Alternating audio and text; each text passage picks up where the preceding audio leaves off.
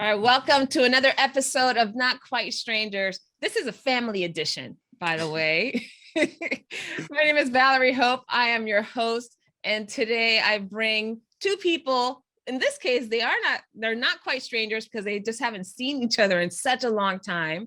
But this podcast is all about bringing two people together who may not know each other very well, inspiring curiosity, also building some connection, and just disrupt the status quo with the conversation. And today is no different.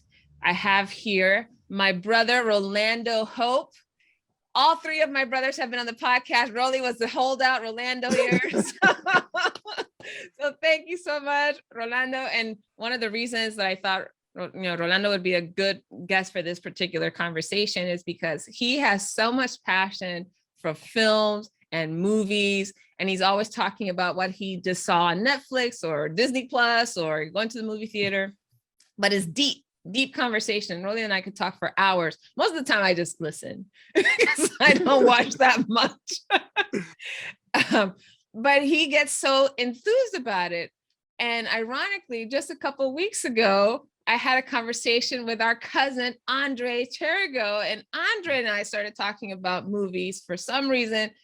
And I started thinking, you sound just like my brother when you talk about movies. Oh my gosh. Because he's like, no, we don't just watch this. This is why you watch it. This is how you watch it. And I was like, oh, I know it's on. So these are the two individuals that I thought would be fantastic to have as guests on this particular show. But before we get into the movie stuff, guys, I just want you to, first of all, share why you said yes to doing this in the first place. And when was the last time or what the last memory you have of each other? Why did you say yes? And what's the last memory you have of each other? Go first, Rolly? All right, cool. So why I say yes is probably curiosity, number one, see how it went. And I guess number two, it was just interesting concept, the movie part of it kind of like, I do like movies. I really don't get to talk to somebody about movies like that. And I share things with you, Valerie, about, what I think about movies and things. But as far as a conversation back and forth, I haven't done that in a while. So I'm like, okay, this might be some. I can go for it. Yeah.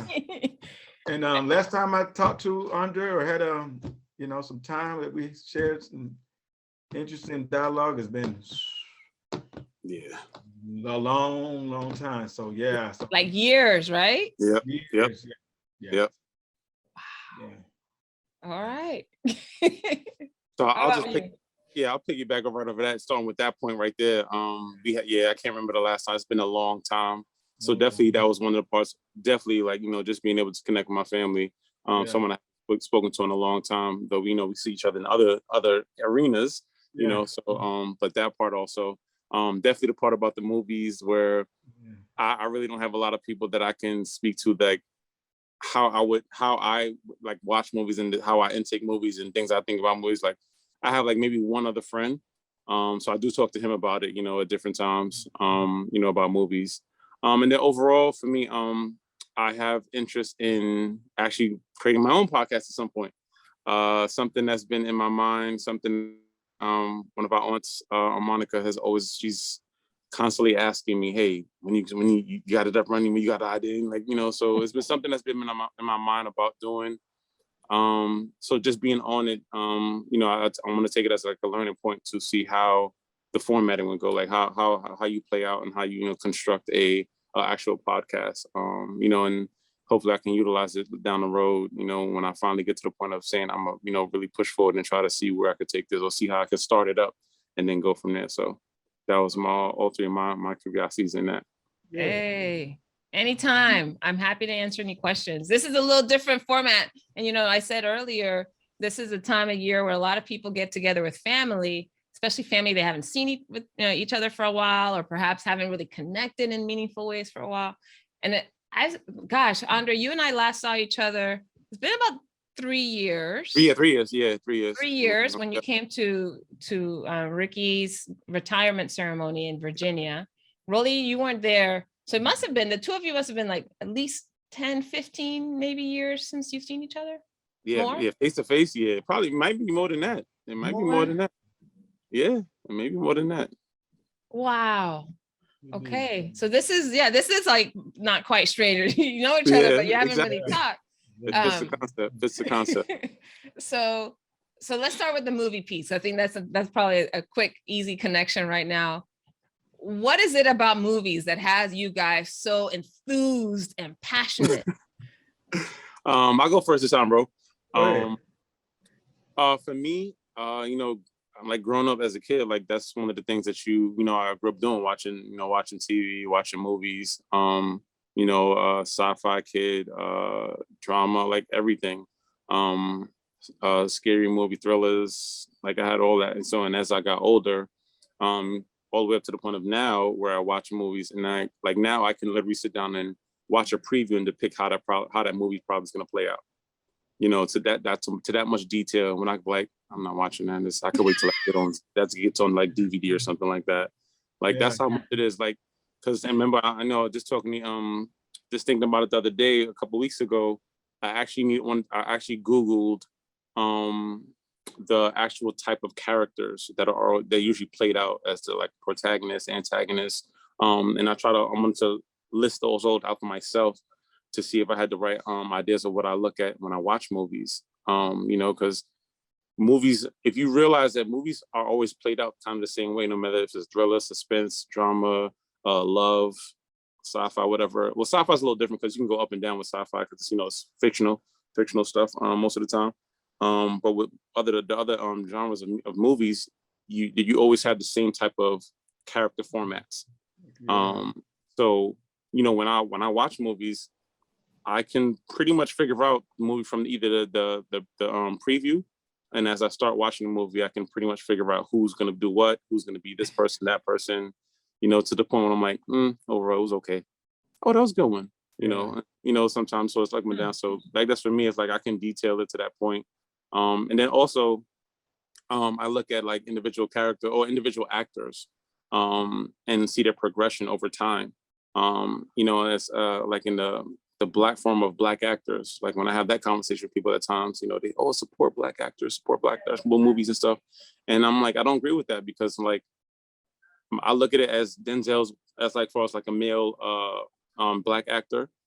To me, he's like that person, one of those top guys. There's also other top guys in that form, but his progression through movie time frame from when he was younger to now, he hasn't really changed up his format, but his delivery is what always captures you, no matter what he plays. And he's most of the time always a hero. But you always can get captured because of how he brings it to you.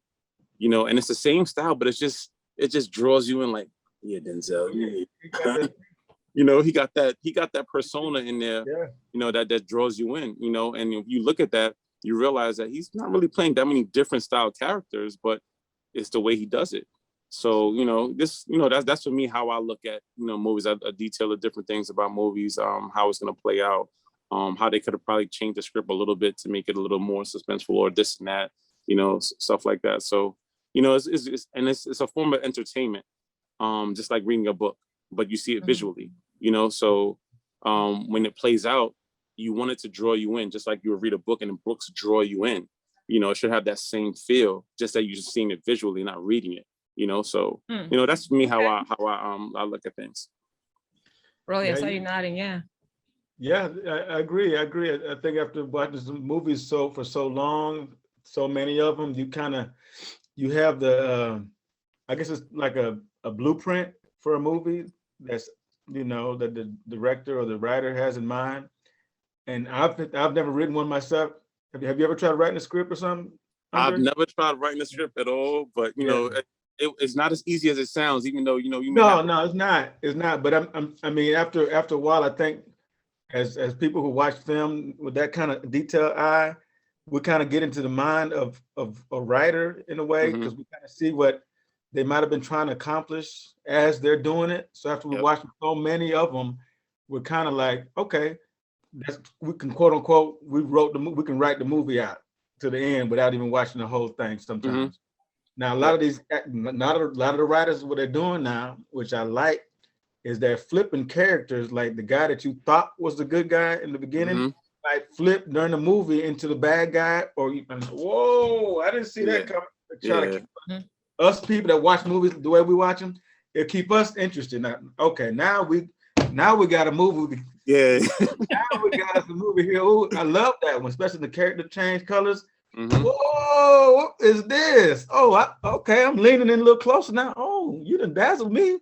Okay, you got my attention now, because I thought this was something I already saw the ending, but this is a new movie now. Okay, like what? Give us an example. Let's see what movie did that for me recently. Man, like that.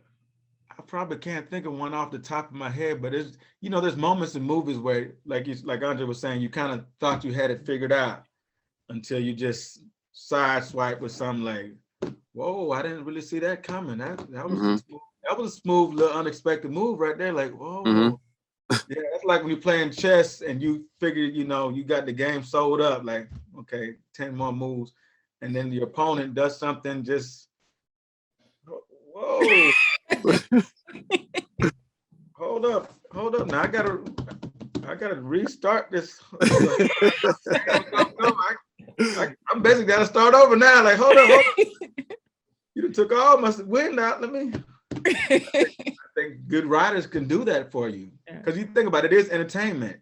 You're trying to entertain me. You got my attention for this 2 hours, hour and 45 minutes. What are you gonna do with it?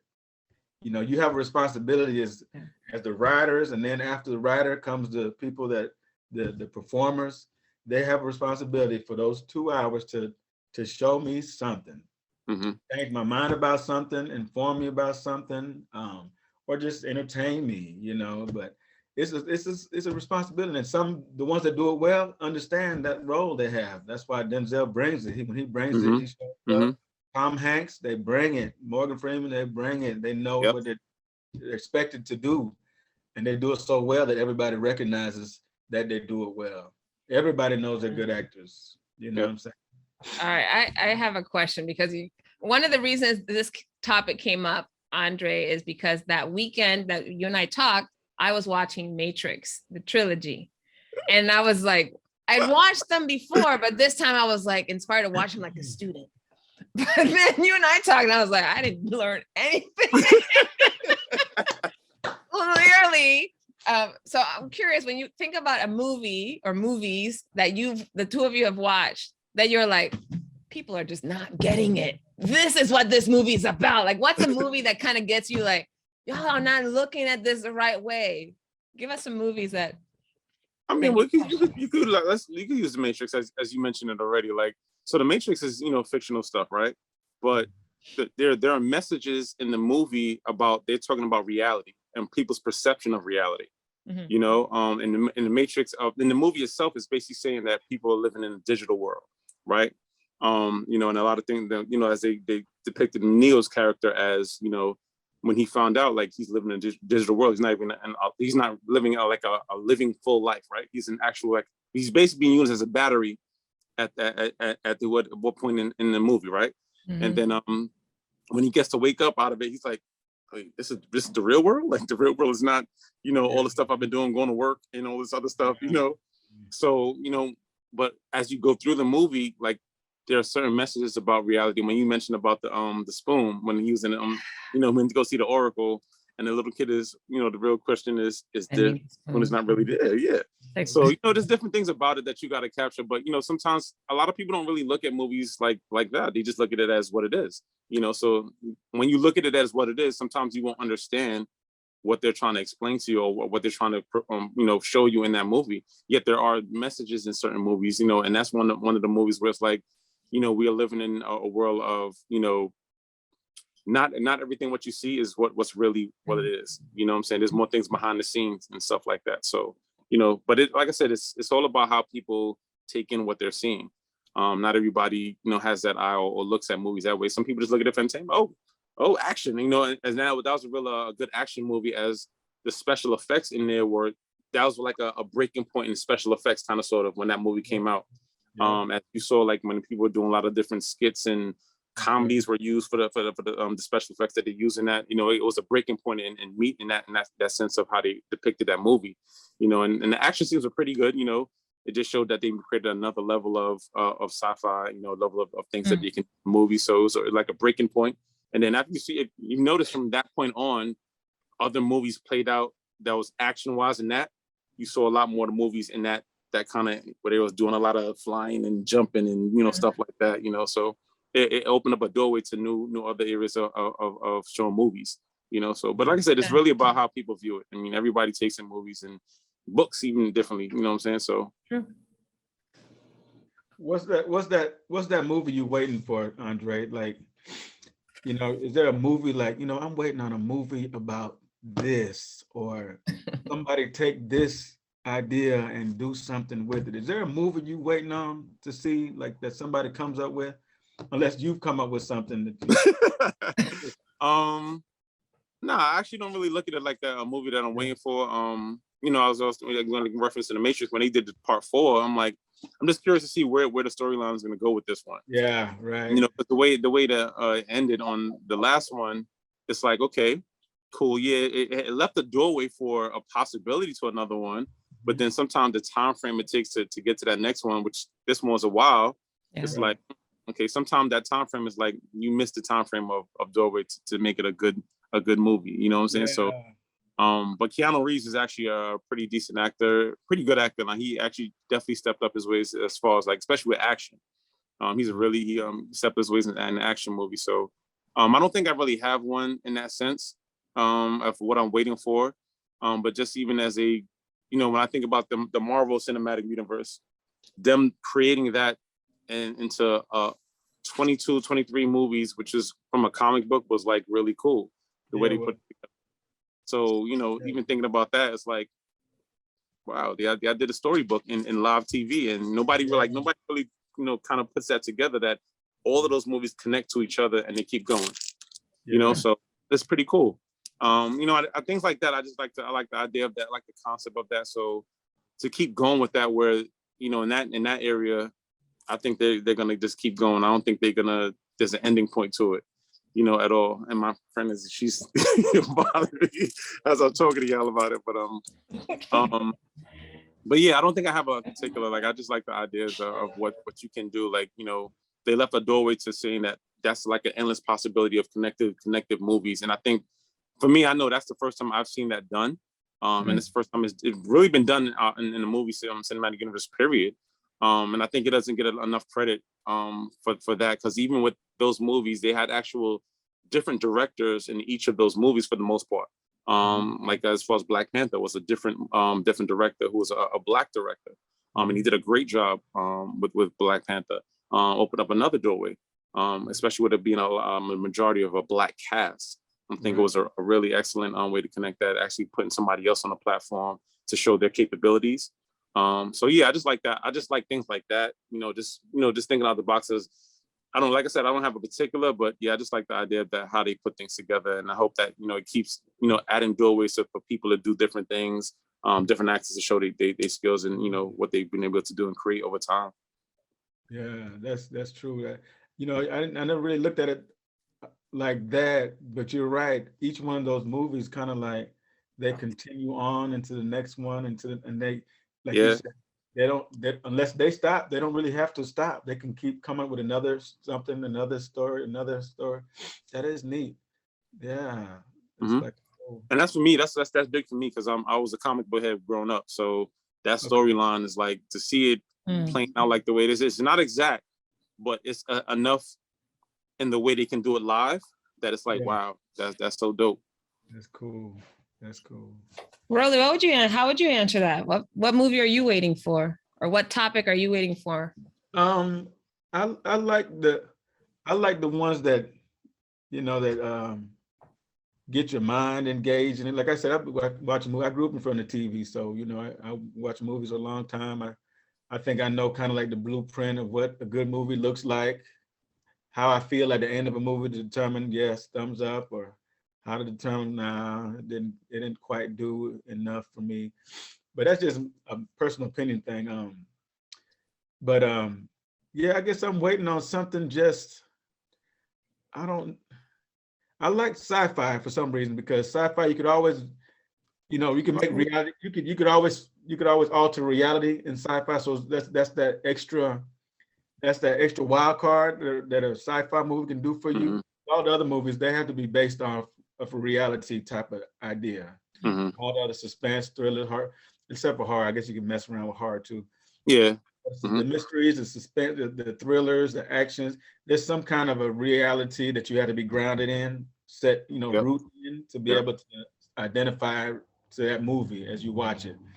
But the sci-fi, they could take you anywhere. The concept, the idea can come from anywhere, and you just have to find a way that you can kind of, if it hooks you and if it pulls you in or not, really is what you're waiting on. Some sci-fi just leaves it so out there, like, you know what, I don't even want to, I'm not trying to go to Mars. I don't want to go to Mars. Nah, that's too far. Unless you make Mars accessible to me, available to me. Like The Martian? Like Interstellar. Interstellar, that was good. A movie where you can feel the loneliness, the desperation. You can feel all those things. So now I can relate, because they're talking about ideas that I know something about. Emotion. There's an emotion to connect. Yeah, so they can bring the emotion in there. So now you can. Oh, I could watch a movie all the way out there. Or like, I don't get into movies the way you guys do, but I do feel something when I watch them, and that tells me whether I should keep it or not. And Rolly, you and I had a conversation earlier today. So I was telling him, André, I don't know if you've seen this true story on Netflix, this Kevin Hart 7 episode. Yeah, so I watched it. I started watching it a couple days ago, and it was just like, oh, this is heavy. Not heavy in the like sad, depressing kind of heavy, but heavy as in it was an assault on my senses, it felt like. And I had to keep taking breaks and texting, because my mom recommended I watch it. So I kept texting her. I was like, what is happening? Like, why? It's so much. And Rolly, you said something about that earlier today. I want you to share it with us. No, I felt like the first episode, I tried to watch it too, and I could just tell whoever wrote it, they've been that same idea we're talking about, watching movies. They've watched movies for a long time. They've probably been writing for a long time, and it's like they created so much that they can kind of put in this movie, and they just kind of released it. It's like a barrage of assault that you got right in the beginning, 35, 40, maybe an hour.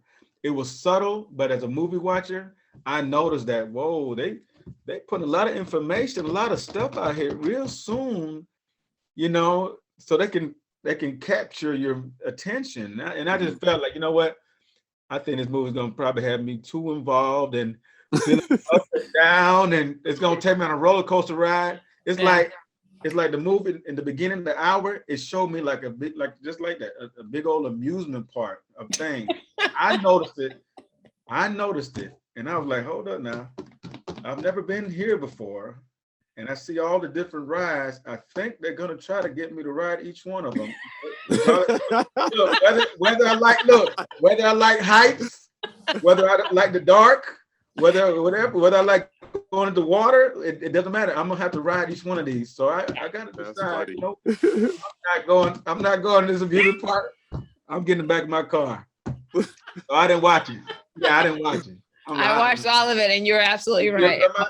She watched it, and she got, I was exhausted. That's probably the best analogy for that movie. It was like going to an amusement park, and funny and horrific and everything in between. So yeah, André, watch at your own peril.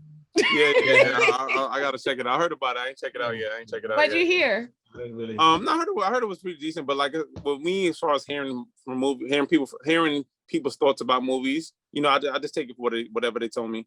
I always have my own decision and stuff like that later on. So, I'll take it for what it is. But it's something with Kevin Hart, though, being in, or it being him about, him being the one people in it. I'm a little skeptical at times, depending on what it is with Kevin Hart. I'm not too fond of his movies overall. I don't think he's, movie-wise, money like that. I don't really want to movies like his movies don't really do it for me like that. Though one movie that he was in that I thought was pretty cool and interesting was I think it was called The Upside. He was, well, I forgot the actor's name that he was in, but it was like he was basically the co-star of the movie. And the guy in the movie, he basically, Kevin Hart gets out of jail, needs a job, has a well, his ex-girlfriend, and he has a son. He's trying to get a job, and he finds a job with this gentleman who is basically paralyzed from the neck down. So he's in a mobile chair through the whole movie. At first time I started watching it, I think the first couple of times I saw it I was watching for like the first couple of scenes. I was like, all right. Then one day it came on again. I was like, you know what? I'm gonna watch the thing for the full from the beginning to the end. And I watched it from the beginning to the end. I was like, that's a pretty good movie. It's actually a really good movie. It's a storyline of him getting out, trying to basically find himself. Find himself in general, but find himself as being a father as well. And he does that through helping this gentleman who also needs basically to find some strength mentally. Him being someone who used to be able to walk, run, do all things, and we all know he can do it every day. And then a tragic accident happened where now he's paralyzed from the neck down, and that's his life. But he's a person who has money. He has a lot of money. So Kevin Hart becomes his caregiver, basically. Has to take care of him, clean him, take him different places and stuff like that. And through the storyline, they create a bond and they get an understanding of each other and they learn from each other in their situations. And Kevin kind of gives him the strength to say, just because you can't do the things that you normally did, in life, as far as walking around, running, talking stuff. I mean, running and walking around, doing going to gym and stuff like that. That doesn't mean life is over. What I'm saying? Kind of, he helps this man find the strength to live on, even with his disability of being, stuck in a wheelchair for the rest of his life. But also he helps Kevin find his strength of understanding that, you got to work for things sometimes. Everything can be handed to you, and sometimes it's going to be hard, but you still got to find your way through and still work your way through it. And, even finding a passion of what you want to do in something, which Kevin ended up doing, and, find himself a, career, understanding, helping him become a better father to his son, so it was a pretty good movie overall. The storyline I thought was pretty good. I don't know, Rolly, you don't know if you saw it or not, but if you haven't. The Upside, you said? No, I've heard of it. I never seen it. Yeah, The Upside, I heard it's called. Yeah. So you can check it out. I mean, I don't think it's I don't think they're gonna win an award for it, but I think it was a definitely a cool concept of the movie, and then what they got from each other. So it's one of those movies that you mentioned, Rolly, as something you can relate to. Right. Than something that's more like in real life, that things that happen that never know what happens. Sometimes you can't control everything that happens, but you still got to find your way through it. That's right. Yeah. I want to ask you guys something a little bit more personal. I think, Rolly, you mentioned that movies are not only supposed to inform and entertain, but also convince you or something. I remember when I watched Interstellar, you mentioned that. I cried at the end of that movie. There was just something about the connection with a different dimension and humanity that moved me. What was the last movie, or a movie, it doesn't have to be the last one, but what's a movie that you recall that moved you, that challenged or convinced you of something different? And why did that movie affect you? One just sprang to mind just then that I felt was an awesome connection to at the end of it. Y'all seen Schindler's List? Yeah. I haven't watched it in a while. I haven't watched it in a while, but definitely a good movie. Okay, so the gentleman, he was a rich guy, and he started helping people out. He started selling some of his possessions, and in exchange for the money that he got, he was able to like transport one of the people that were being held, captive. He was able to get them out of town or get him out of harm's way with the things he was doing. He was just, like I said, he was selling off some of his possessions. It's been a long time since I watched it, but I was going to talk about a scene at the end where all the people that he helped were all gathered in a place, and he was there on the scene to see them all. And as he was visually, as he can see the people in front of him, he went back to the things. He's like, wow, you mean if I would have got rid of some more stuff, it'd have been more of y'all here. It'd have been, man, I wish I'd have spent more time knowing that each one of these items that I was selling, or each one of these, everything that I was doing was meaningful, was more meaningful than I thought it was. And it just was a moment that it came back on him as, he's like, wow, you mean all the stuff that I was doing wasn't in vain? It had a meaning and a substance to it. And he got the chance to see the rewards. And when he got a chance to see it, it just made him kind of like, it kind of encouraged him. He's like, wow, I wish I would have did more than what I didn't know that what I was doing was making this much impact. I wish I did more of it. And it was a moment where it kind of made me just feel like, wow, there's things that we can do that we don't know the impact later on until we see, I used to work at they call it Rain Tree Learning Centers in Opelika, and I used to tutor some young people, right? And this particular child, he was in at the time probably 7th grade or something like that, and I was in college. I used to come and I taught like arts and crafts, and I used to tutor like math and something. But he got in touch with me years later on Facebook. He found me. He sent me a text like, "Hey, Mr. Rollo," that's what they call me, Rollo. "Hey, Mr. Rollo, man, you're just being there, your presence, you're engaging in us, you're this and that, challenging us, you're helping us. It did so much for me as a young person, man. I went ahead and went to college, and now I did this, that, and the other." And I'm just like, I ain't doing nothing.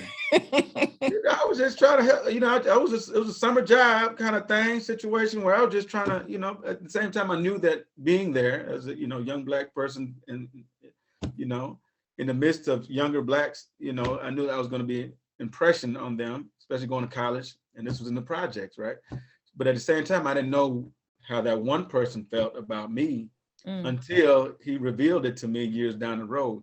So it kind of made me feel like, wow, the impact you make as you do things, you don't often get to see it right away. Sometimes it takes later on. So that's what that movie did for me, because he discovered the impact he made on someone.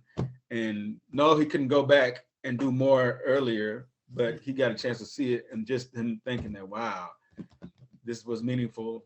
It was a moment where I was like, wow, okay. So you get rewards later on. So don't underestimate, just for me, like, don't underestimate, the impact you have on someone and the value you bring to something. And you might not see it right away, but like, it's your heart's in the right place. You're doing it with your heart in the right place. You really have genuine love and concern for something, like you did with passing out. If you have genuine love, concern for folks, that day you see the rewards. Of course, the smiles on people's face, you see the reward, but you don't know later on there might be another reward that you may have not walked in, you might not have walked into it yet. So it was just cool that it was kind of neat how that movie could express that notion to me. And like I said, I watched Schindler's List, came out in the early 90s? Something like that. Yeah. Young watching it as a high school or maybe even junior high. I'm like, wow, that was kind of cool. You know what I'm saying? That redemptive, and it's redemption too, because he didn't start out as a good guy either. He became that kind of a guy. He discovered that, wow, being that good guy wasn't so bad. You know what I mean? So that was kind of a neat little something to see that. What about for you, Andre? Not to kind of change the subject, but this is how, as we're talking about this is how movies and reality connect. Because as you was talking about that part of that movie of Schindler's List, and your experience with that took me back to when I was working in the school system. And the day I decided that I was going to leave, and I told kids I was leaving, the understanding of what I was doing for them.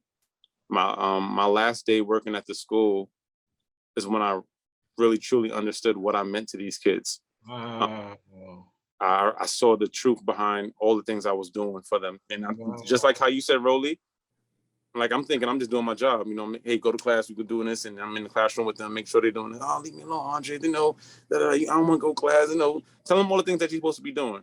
Yeah. But not understanding how over time it's really helping them. So that's one of my last day there, kids were upset, kids were crying, they want to talk to me. And I was just like, wait, what is going on here? Like, is this really happening? And I didn't understand my impact on them until that day. And then after I really finally left, I didn't realize how much of an impact I had on them. To the point after I left, kids would still reach out to me. Hey, André, thank you for doing what you did. Thank you for helping me. I graduated high school. I'm working here. I'm going to college. And so just like you said, you don't realize the impact you have on them people by just being yourself and being a genuine person. And that's the beauty of it, though, I think. Not to do things with the expectation of what you should get from it, but just do it because out of the kindness of your heart and because it's the right thing to do. And, those things just come back to you. And, that just shows how life is. Life is, to me, I look at life as a circular motion at times where things will happen to you. Things will come back to you when you put good out in the air. They come back. You don't worry about it. It's going to happen. In those rough times that you go through, even when, dealing with the kids at times, it was rough, but, it was a part of the process. And part of the process helps you, molds you into, being able to do the things you do. But then you get those residual things out of it. So, hearing those things from those kids, I was like, I'm so happy for you. And it took me back. And that's like one of the things when I think about that, I'm like, it made me think like, damn, I should have never left the school. Like that's the one time, that's the one thing in my life that I say, if I could probably do that over, that decision, I'd have probably stayed. Really? Yeah, because it showed me how much of an impact I had, and I didn't see it until that time frame. I'm thinking I'm just doing my job and make sure they're doing the right thing, and in the midst of everything, they don't give you the feedback that you leave me alone. Yeah, exactly. But again, not to take away from what we're talking about, but yeah, that's what it took me about that. But no, this is perfect. No, I actually want to stay with this because you now you've opened it up. This is excellent.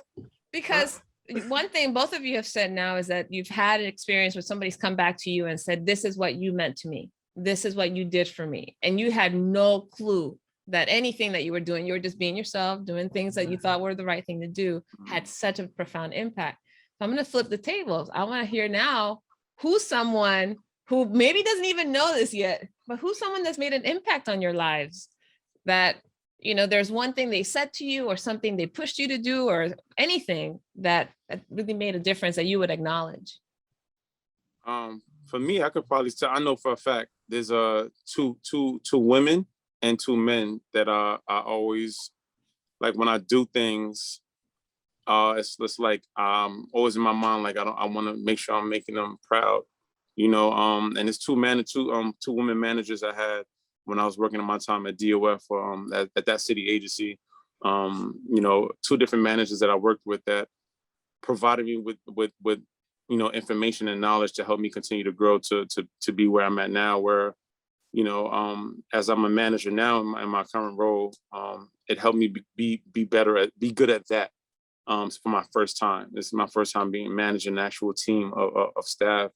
And one of the things I always say, one of the things I always kind of mind especially when I first saw this role was something I said to my manager one time when I saw her talking to one of the staff members all nicely and everything. And I'm like, me and her was talking one day to the side. I'm like, why are you acting so nice? I don't just tell them go to their job and go sit down. And she was like, so I can't do it that way. She said, it's not about managing the work. She said at times, I said, I have a lot of people, so it's all about managing the personality, and she has to find a way to say things to that person that they'll receive it, I could hear, and so that they can be like, okay, yeah. And it kind of, gets them in that right direction, but that's different with every person. Yeah, it is. That time frame on, that's something that still stuck with me to this day, and how I utilize and try to manage the people I oversee. Understanding that it's not just about, because anybody could tell somebody do this, do that. Anybody could say that, but when you're managing a team and you want that team to be at the highest level of productivity as possible, you got to understand the person. What I'm saying? You got to understand who that person is. Things that how you even say words to them. Certain words are received differently by people. So learning those things from her, helped me, where I'm at now, where the team that I oversee, they tell me, we appreciate you, we thank you for being who you are, stuff like that. Not to say everything's perfect and nothing never is, but that's one of the things that really stuck with me. And then the other managers as well, and then two other guys that are like, I look to it like big brothers. When I'm going through things or I have stuff in my mind, about different things, I'll go and talk to them. And just, provide me with that, that different set of direction or that different perspective. to help me, just see things a little better, overall. So for me, that's those people alone, at different times, I still reach out and say, hey, I need a little help, I need a little guidance, and something, if I get a little stuck somewhere, or just not sure about myself or whatever, certain things. They showed you a different way. Yeah. Different way to lead. Yeah. Yeah. And then, for me, and I look at it as how life works. Like, life is something that, for me, as I look at as informational, in the sense of we're all learning something. And the beauty of it is we're supposed to be able to pass that information on to others for the next generation and the next generation, the next generation, so that each generation hopefully gets better than the last. You know what I'm saying? That's how I look at things. And that's why I keep myself, motivated, like, nah, I gotta continue to get better and understand that, like, no matter how old you get, there's things that you can still improve on. Things you can still learn and get better at, and I'm constantly in that mindset of learning and trying to be better, each day. Not to say I'm trying to reach some point, but I just know that there's endless knowledge out there that you can intake, and endless ways that you can improve yourself. So that even when we go through those hard times, that we know how to maneuver and know how to handle ourselves. That a lot of times we don't know how to handle our things. So when certain things hit us, sometimes we break down, we get lost.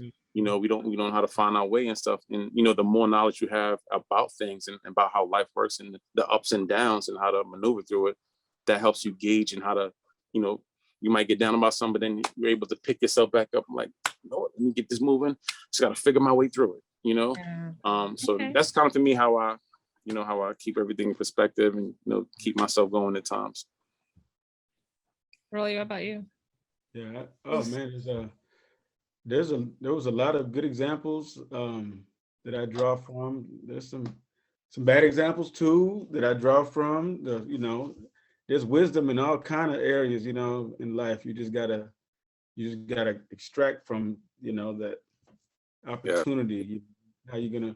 So there's been a lot of people that have said things to me that maybe at the time I wasn't ready to hear, and later on as I got older. And you're welcome, Rolly. You don't need to say anything.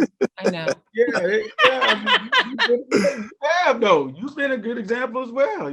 Watching you, you've made some moves in areas that with confidence and sure yourself. Yeah, it gives me encouragement. So definitely my mom and dad, watching their challenges coming from another country and their moves, making the right moves and the moves they made concerning our family, getting us in the right place, all of us college bound, type situation. So, I mean, yeah, a lot of impressions were made, by a lot of different people that either liked me, believed in me, saw potential in me. Some of the potential at that time I may not have saw it in certain areas. Some I knew already existed, and they just kind of helped me, do what I want to do next. But yeah, a lot of people are supportive. It's just having supportive people around you. I see that now as an adult, it's a very important thing. Having people around you that can cheer you on and could also tell you, hey, that might not be the best move to make, and I'll tell you why. And you'd be able to hear them, you know what I'm saying? You have that much respect for them that they don't always have to give you a pat on the back for you to hear what they have to say next. They can tell you something, that you may not be might not be the most gracious thing to you, but it is gracious if they say it and it's coming from the right spirit. So yeah, like now as a young person, like now I go to church a lot now, and I have a pastor now that I talk to all the time. We always chop it up. And so I've never had that kind of advisor, not like that, about life as it comes on a day-to-day basis. I could talk to him about my job. Matter of fact, I talked to him today, talking to him about my job situation at work. I could talk to him about a relationship level. I could talk to him about children and stuff. I could talk to him about a lot of different things. And that I've never dealt with somebody, like I said, that was able to relate on all these levels. But like I said, I've discovered that having started going back to church the last 3 years. I'm like, wow, so he's got an awesome, perspective on things, and that's how I kind of go to him for a lot of little things. And I appreciate him being there for me like that. But You want to say his name? I've got. You want to say his name? You want to say his name? Oh yeah, Pastor Rashad McIntyre. Yeah, and he's my age too. Like we grew up together, played basketball together, but God called him out to become a pastor, and he became one. Like 6 years now, he's been one. Yeah, so very relatable guy, and so as far as mentorship, that's what I have now from him. But prior to that, just kind of freestyling, I just kind of gained a lot of wisdom, instruction, guidance from the people I come across and experience that I gained. Like I said, some of it was good stuff, some of it wasn't. But at the same time, there's so many people that made good impressions on me in life, man. I'm grateful for each one of them. Coaches, some teachers, I thank God for those people that decided to do those things with their lives. They were visible. They made themselves available. They were visible. And then they gave it their best shot, So I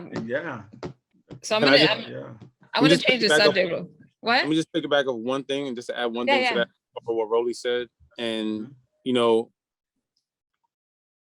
growth that you gain through life and the maturity as you go through it, you get to realize and understand at a certain point that you actually learn a lot of things from almost every experience that you have and every person that you come in contact with. True. But it's also about just learning how to depict what you want to take from that person or that, that conversation or whatever it is.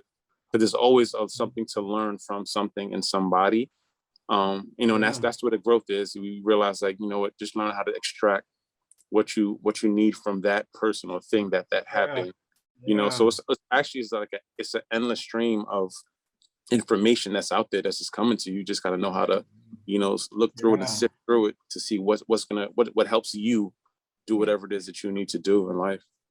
But even like the small things, to your point, I was just gonna say when I traveled with people years ago, I was living with host families and we had all these different people, young people from all over the world. I remember there was this student in the program. Her name is Ayaka from Japan. And this sounds so small, but when we'd hang out and we're just all of us sitting and waiting for the next thing, waiting for the bus to come, waiting for some activity to start or whatever, she loved doing like hand massage. So she would like, give me a hand. She'd give me a hand massage. She'd give her friends a hand massage. And then she taught me how to do it. And it sounds so small. This was like 30 years ago, 20 some years ago. And I started doing hand massages for my nieces. So Lucy, she's 13-year-old niece. She loves hand massages. And I did want when she was very young, maybe 10 years old or something. I'm like, hey, Lucy, come here. And every once in a while, she'll ask me, can you give me a hand massage, Tia Valerie? And it sounds like a small thing, but for a 13-year-old to ask for anything, like some quality time. And it was so great. So I was with them last weekend. She was like, can you give me a hand massage? And I know that's like an opportunity for me to show affection. She's not a touchy-feely person at all. She doesn't like hugging and that sort of thing. So that's like a huge deal. She's like, can you give me a hand massage? But I really thank Ayaka for making it like a normal giving thing to do. She passed on. She just a very small experience that now bonds me with a 13-year-old. And you pass it on to a new generation. But then that's how life works. Small stuff. Like if you just pull the thread on something that you now do that. That's because I saw that dude in the corner. Like, remember that lady? But look, I can already hear, maybe Ayaka's out there somewhere listening to this or watching this. My friends, they're like, Valerie, who are these guys again? These two very handsome men here, these amazing smiles and deep conversation about movies and life and mentorship. So I'm gonna change the script a little bit here. We're gonna go on that roller coaster. Rolly, why are you giving me that face? Why are you looking like that? I just know that people probably are curious about, like, both of you are single. I'm not lying here. Both of you are single. As far as I know, right, André? You still okay? Still single, all right. So let's talk a little bit about this. What is going on in the love life of these two very handsome men? What are we looking at? What are Rolly, you going first on this one? Are you gonna pass that quick? Hot potato. Hey, hot potato. We play hot potato. Hot potato. potato, bye. Come on. Yeah, Are you in the yeah, market? Okay, I'll make it easy for you since y'all love movies so much. So if you had to describe your love life with a film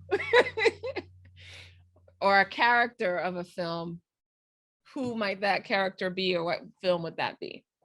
And when you say that in the sense of where we're at right now, or just the experiences across that path of where we're at now? No, like where are you now? Like, yeah, if somebody was kind of like looking, what would they be seeing? I would say like this, right? For me, at this point in my life, I could say that I've had fun times, the play times. I had the serious. I had a bit of both, right? Honestly and truthfully, my relationship time frame has been, in the serious relationships, I've actually had 2 hardcore long relationships where one was 7 years, one was 8 years. And in between that time frame, was I call the playful years, the years that you just kind of like going through life, just having experiences. For me now, I know for me, I'm at the point where I want the family life. That's what I know where my heart is at. I'm cool with not playing around, and I think I've had enough experiences out there in that area, and the idea of having a family, coming home to one woman, and a kid or two, hopefully, is the road I want to be on. That's what I look towards, for myself. That's where I know that where my happiness lies, in that area or that arena, when it comes to that. So that's what I say that to say all my experiences have led me to the point where I realize that's the type of relationship situation I want. Where it's one person that I could come home to, kids, and or a kid, and just kind of living that happy life as as best as possible. As you say, nothing is perfect, but I think I've learned a lot enough to know where I want to be, and I think that's where a lot of times, and especially in this current time and day and age, where I think a lot of people are not sure where they want to be, what kind of life they want to live in that area. But for me, I know that's what I want out of it. Are you talking marriage, or when you say coming home to someone? So for me, it's a little in between, where I look at it as, I'm not the person like, oh, we have to get married. I look at it as I want it to be something where we're working on the strength of the relationship overall, right? A lot of people at times, I'm not say that loosely. From my perspective, right? People jump into marriage a little too quickly at times, and just kind of use that as the barometer of, oh yeah, that's where they need to go. And I think they kind of lose track of what the things are that keep a solid relationship, first and foremost, right? I'd rather have a stern, solid relationship foundation for that relationship. And if that means that, me and that person say we're not worrying about getting married, I'm okay with that, as long as we're on the same page together about that, but if we do decide, we want to do that, then we're going to do it up, so I'm on that part of it. But I really, for me, is just like making sure that we're here as far as that relationship and that connection and that bond, and like I said, that part, if we want to do the match, let's do it right, and if we don't, it's still, as long as we're here, we could talk, we could communicate, we could work through the ups and downs of relationships, because every relationship has ups and downs. Things change in a relationship as you take each step, as it gets more serious. Even when kids get involved, there's different things that happen, So for me, it's just like, as long as that foundation is there, whatever road, whether it be marriage or not marriage, as long as we here and we connected, we know we want whatever we want together in that road, I'm okay with. Got it. All right. Rolly, what about for you? What? Oh yeah, I love the idea of matrimony. I love it. When the design of it, the Bible says 2 become one flesh. That idea is fascinating. 2 becoming one flesh. That's amazing. So I want that. I desire that. Who? I couldn't point her to. We never know who it really is. The who part, I'd like God to lead me to the who part. But the what part, oh, I'm on board. I love the idea of matrimony. I love it. And Rolly, you have 4 children. Andre, you have any kids? Nope. No kids. Okay. Got it. And what's your type? I mean, if this were like a Match.com eHarmony moment, and you had to. So what movie we talking about again? What you say? What you say? Talking about Wendy's head. What we talking about? So Rolly, you said that you obviously God's going to lead you to that, and I connect with both of you on the same topic because I think at this point in my life I've been married before, and I'm like, I could get married, sure, but it's not like the aim. I used to see it as the end. Now is like, no, actually is not. For me, it's like connection, like you said. I think because I've traveled so much and I've lived in so many different places, and the men that I've been with, all of them have come from so many different cultures. The last guy I dated was Muslim, and I don't even say Merry Christmas as readily as I used to, because there's such a community of people that I now know that don't celebrate Christmas. So that's also made an impact on how I listen for, and I see, if you're celebrating Christmas, Merry Christmas. If you celebrate Hanukkah, or if you don't celebrate anything, right? So I think in my relationship, I want us to learn. I want him and me to grow and learn to whatever the next level is. And I think that's something that I seek more than anything. And of course, I want companionship. I think that's important to me. I've been by myself for a while now, and it's like, okay, it'd be nice to be able to go on trips and do activities and stuff like that. But more than anything, learning is a big part of where I want. And I'm not talking like academic learning, like going to school, I'm talking about life learning, even living in another country. Rolly and I, our older brother, he and his wife want to move back to Spain, which is where she's from, and live there. And I'm like, oh, it'd be so nice to have living experience in another country or culture. So, I tend to go more for the foreign men, but this has been my thing. But I'm curious about you guys because, you guys are about the same age, right? 44. Yeah, look at that. Well, you're 44 too, right, Andre? I'm actually going to be 44 next year. Okay, 43, 44. Yeah. Got it. Yeah. So is there any type of a relationship or a type of woman that you are looking or attracted to that, if she were listening or watching, could be like, I don't think I have an actual particular type at all. Rolly's face.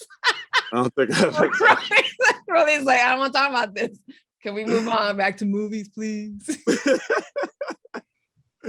I don't think I have a particular type that I go for at all. I can't even think of a particular type, for me myself. I know Rolly's face so. No, that's cool. Hey. What are you thinking, Rolly? No, somebody's trying to, to live the same way I'm trying to live, trying to do the right thing. Fun, loving, outgoing, very, someone who will hold a conversation down really well. And who enjoys movies? Would that be a deal breaker? If you met someone that would be like, I'm not into movies. No, okay. Not really. Because I'm the majority of women I've dated or been in a relationship with wasn't big into movies. Like being into movies the way I am anyway, I can't even expect that to be something that, Right. So Okay. It is what it is. Just allow me my time though when I want to watch my movies. Okay. Let me get my time in, you know what I'm saying? Now, probably the one thing I'll jokingly say is going to movie theaters. I like to go to movie theaters. Like hopefully, I haven't been since, we've been in this, this world that we live in now of COVID and everything like that. But going to the movie theaters was something that I like to do. To the point where I go by myself. Right. There are movies I want to see because I don't like going to movies and people talking to me and asking me questions at the movie. If I know you're gonna do that, I might have to go see the movie first and then I'll go see it with you. Yeah. Because I gotta focus. Yeah, I need when I go to a movie theater and when I'm watching movies, especially if I'm seeing it for the first time and something I'm interested in seeing. Right. Don't talk to me. Don't ask me questions about that. Like it's gonna bother me. So I genuinely be like, listen, don't do it. If it's something that certain movies I could be like low key, like I don't mind if you ask me questions because I don't really care that much about it, even though I want to see it. But there's certain movies like I'm like, like if I go see like my Marvel movies or my Star Wars or stuff like that, don't talk to me. Like, don't ask me no questions. I'm telling you honestly right now. Don't talk to me. Don't ask me no questions because I'm gonna look at you like, if you say something again, I'm gonna change my seat and me. You know? So, man. Wow. Yeah, man. Rolly, you like that too? Well, yeah, yeah. I'll probably have to come back and see it by myself or something. If you, yeah. I'll go by myself and see it the first time. I gotta watch. If I'm watching, I gotta watch it. I gotta take it in. I don't take no popcorn breaks. No bathroom breaks. Nope. None of that happened. I'm doing all of that before. If I'm gonna eat something, I'm taking everything before. I'm going to the bathroom before, and I'm sitting down and watching that movie. I hate when people crossing in front of me neither. Like, listen, if you move again, it can be me and you. Wow, y'all, this is serious. Well, look, as we start to wrap up our conversation, I just want to bring you to the experience. You know, you both said yes to being on the podcast because you were asked, to share, especially something you're passionate about, and then you hadn't seen each other in decades. And so it's an opportunity to connect. So I'm curious, what are you taking away from this conversation about each other that maybe is surprising or unexpected? Actually, I didn't really have no real expectations. I actually just know, even before this, that I know I said I wanted to reach out to Rolly, so just so me and him have some time to talk, just to talk in general, like nothing specific, just so we can start connecting again.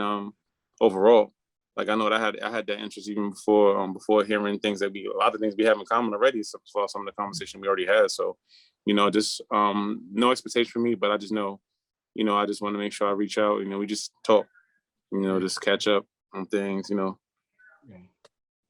What would you, let me double click on that. So is there something that you would talk about now as a result of this conversation that we didn't get to, or you'd like to hear more about? I mean, we're definitely gonna talk about movies, and we're probably gonna get deep on that. Gonna get deep on that. But like I said, just overall, just talk, just connect, just reconnect in general. We haven't really talked directly in years. Yeah. Right. So that's that conversation alone. And I look at it as, even just like I said, talking to you, we don't talk on a regular basis, but whenever we do, we talk about the skies, the birds and trees and everything else in the world. I mean, yeah, deep. And Rolly, what about you? Yeah, just good, wholesome conversation, man. I knew André was one of the good guys anyway, so it was just, I knew he was gonna vibe on whatever topic we were talking. Yeah, because I know he's one of the good guys, so I knew we were gonna vibe already. It was just a the idea of getting together and having the conversation or whatever. So yeah, cool, good stuff. Rolly, is there anything that you would have wanted to talk more about, or that when you reach out that, hey, I want to ask some questions about XYZ? No, I think what would make a good experiment is to actually choose a movie and watch it, and then come back and discuss that particular movie, and just kind of stay on one particular topic. On that topic, try to see how far, how deep, how shallow, whatever we can get, what we can get, and then that might make a good conversation about a whole another level. But, I think that's definitely interesting to see how we both depict that movie. Right, pick it apart, tear it apart, and maybe see how we could have rewrote it to a different outcome, whatever. Yeah. That's a great challenge, even for the viewers and listeners. So I would challenge you guys, not just the two of you, because you said it, but anyone that's been watching or listening, to find someone that you want to connect with, someone, a family member, friend, a neighbor, somebody that you just haven't had a chance to or time to. Find a movie that you both agree to watch. You can watch it separately or watch it together, and then have a conversation about what it means to you, what emotions it evoked, or any of that stuff. I think that's a great way to connect people, values, ideas, information, even just a laugh, right? So good. You give me a challenge for the group, for the audience, Rolly. Thank you. Cool. Any final words before we sign off? Just happy to connect with y'all. We had a good time. Yeah. Good conversation. Just happy to connect, man. Just happy to connect. That's all it is.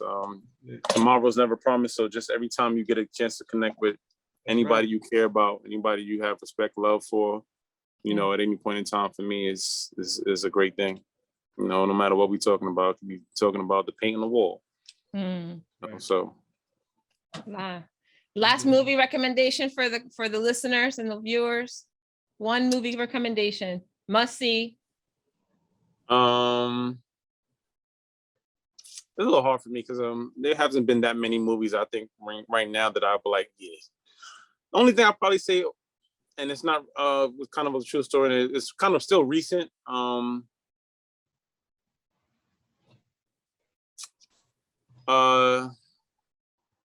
only thing that really comes to mind to me that was kind of deep, that was really good to me to see was the Judas and the Black Messiah. That's the one that comes to mind. That I think was a really one of those movies that depict about real life. But the message, and if you really depicting everything about it and the understanding of it, there's stuff to learn about that and about people. I'll put that in the show notes. People can just go and make their own, have their own experience. So Judas and the Black Messiah from André. Rolly, one movie recommendation for the crowd? You know what? With the young children I have, these 4-year-olds that I have, I watch a lot of Disney movies. And I've kind of reacquainted myself with the classics. Pinocchio, Snow White, Cinderella, all those kind of.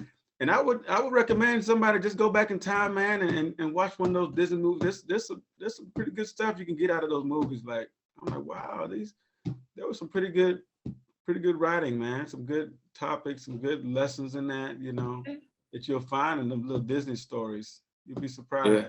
Where do you start? Which one do you start with? You could go all the way down the road because they all got different messages. The reality of Pinocchio talks about peer pressure now. Pinocchio peer pressure is some shit. I'm like, wow, Pinocchio's wow. Right, Cinderella about keeping a good attitude in spite of what did Jay-Z say, and how to maneuver in a room full of vultures. Keeping a good attitude in spite of. All right, we'll put that in the show notes, and that way people can choose and go for it. All right, gentlemen, thank you so much for being a part of this project and this podcast. I appreciate it, especially bringing family together. That's important to me to connect people. Those of you who are tuning in and watching and listening to this episode, now you got 2 single men right here who love movies, ready to connect, ready to connect intellectually and also emotionally. So thank you two so very much for this experience. Make sure you subscribe, www.notquitestrangers.com, if you want to make sure you get this episode and many others directly into your inbox. And then you might be invited to other special events behind the scenes, as we say in the movie biz. Thank you, everybody, and have a wonderful rest of the day. All right, y'all. Love y'all. All right, Greg. You've been listening to the podcast Not Quite Strangers. Be sure to subscribe or follow on your favorite video or podcast platform. And for more information and content, go to notquitestrangers.com. See you next time.